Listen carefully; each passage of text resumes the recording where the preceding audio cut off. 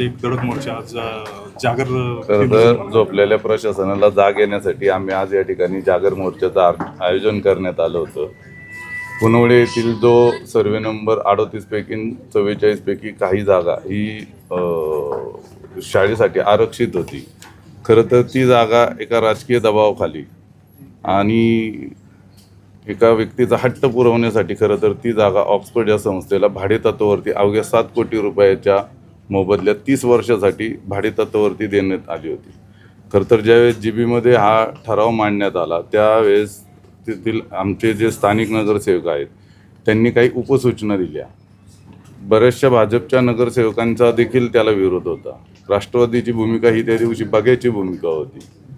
परंतु असं सर्व असताना देखील सुद्धा तो विषय दप्तरी दाखल होण्याऐवजी तो विषय मंजूर करण्यात आला. एकंदरीत तुम्ही पत्रव्यवहार देखील ऐकताना केला. आम्ही त्याच्या अगोदर पत्रकारांद्वारे आम्ही माध्यमांद्वारे सांगितलं होतं की जर हा विषय मंजूर करण्यात आला तर निश्चितच या विषयाच्या विरोधात शिवसेना आक्रमक भूमिका घेईल आणि त्यानुसार आम्ही आज जर जे अधिकार आता आयुक्त साहेबांना आहे तर त्यांच्या अधिकारांची जाण करून देण्यासाठी म्हणजे झोपलेल्या सर्व अधिकाऱ्यांना जाग येण्यासाठी आम्ही आज या ठिकाणी जागर मोर्चाचं आयोजन केलं होतं. आता ही मागणी मान्यच नाही झाली तर इथून पुढची भूमिका काय असणार आहे? जर हे सर्व विरोध डावलून देखील सुद्धा जर आयुक्तांनी मनमानी कारभार केला तर याच्या विरुद्ध निश्चितच आम्ही आमच्या वरिष्ठांकडं जर हा पूर्ण प्रकार मांडू.